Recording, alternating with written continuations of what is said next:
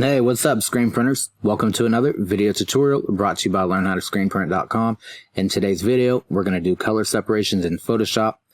These are going to be channel color separations, and we're going to be separating a JPEG image. So let's go ahead and jump in the video and show you some tips on color seps.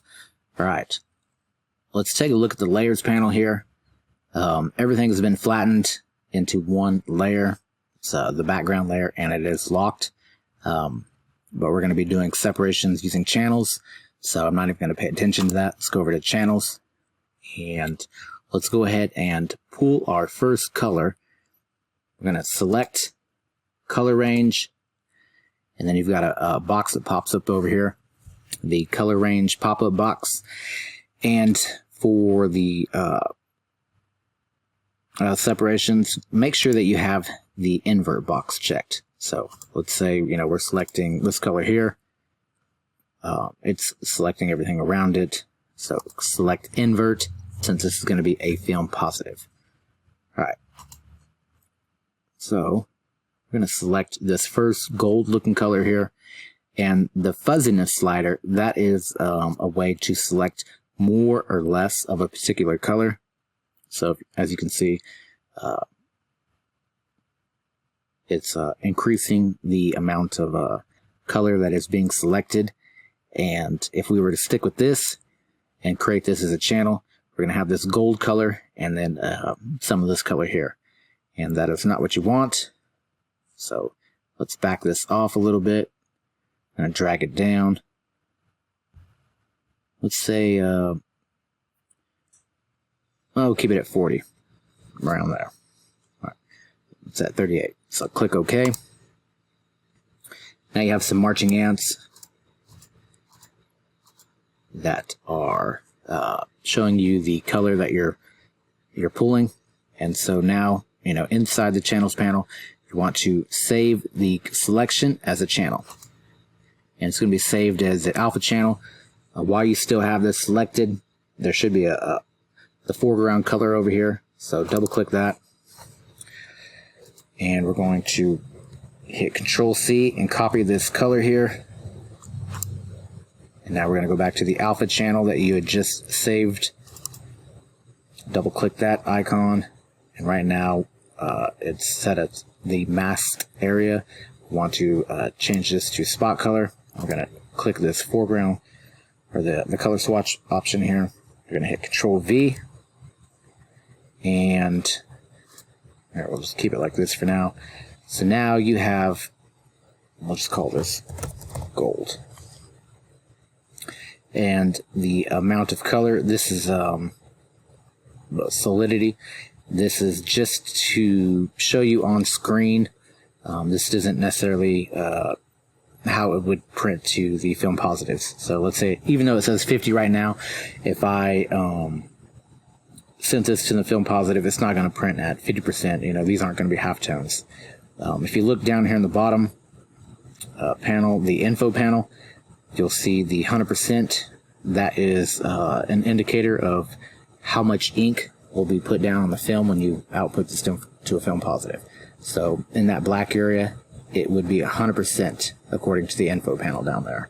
So it'd be nice and dark. Alright, so click OK on the channel options. Going to hit Control-D. We're going to go back up to the RGB. Select color range. Let's go to this eggshell color over here. Select that. Let's see what it looks like if we do a little bit more. So that's too much. So now we're selecting the lighter off-white color there, plus some of that gold, and it's not what you want. So we're going to drag the fuzziness slider back. Let's go down to well, let's say 50. Click OK.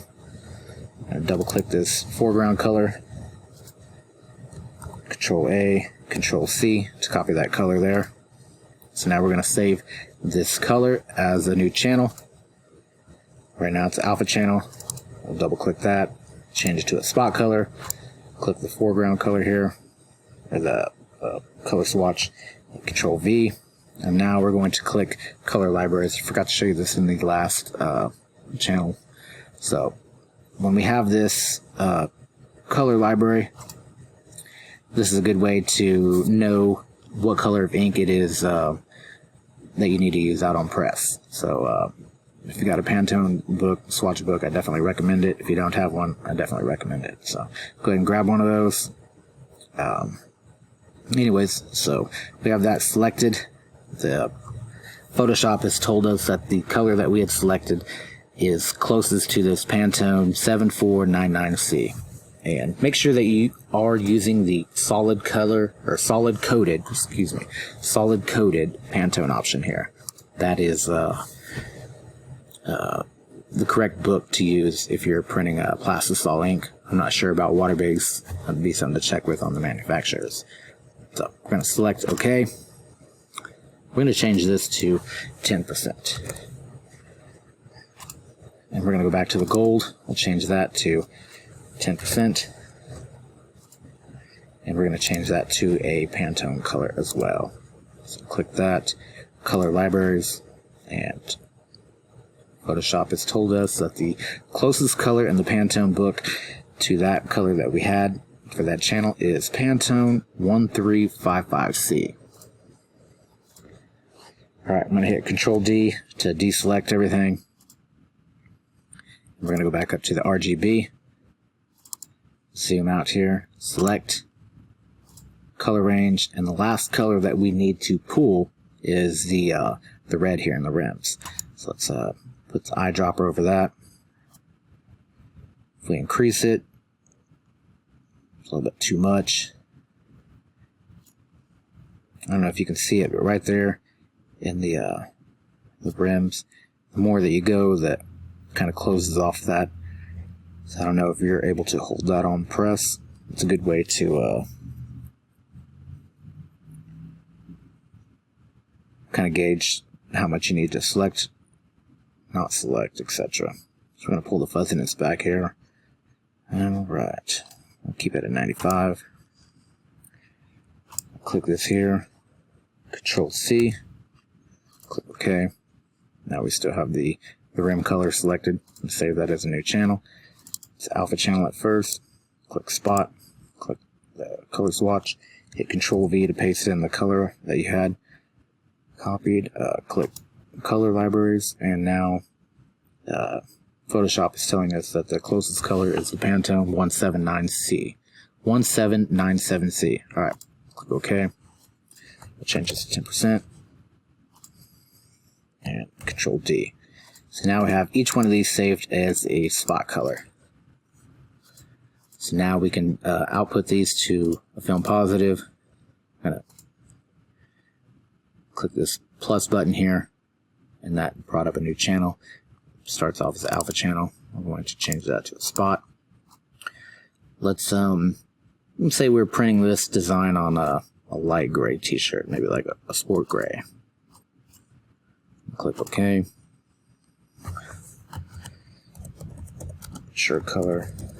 And name the channel option there as the shirt color. So I'm going to pull that above those. Make that visible, and that visible. So it doesn't really look good on a sport gray color of shirt. We'll double click that again. I think it's going to look better on a darker color. And there we go. So right now it's still a little bit muted, and that's just because if we were to print these spot colors, let's say regular plastisol inks, directly onto this shirt color, this darker shade of green blue here, steel blue, your colors of plastisol are just not really opaque. So you would need to print a white underbase, and we're going to save that for the next video. I'm going to pick up exactly from this video, where I'm leaving off, and show you how to make a white underbase with this exact same design. So click subscribe and watch the next video to learn how to make a white underbase. Alright, thanks for watching.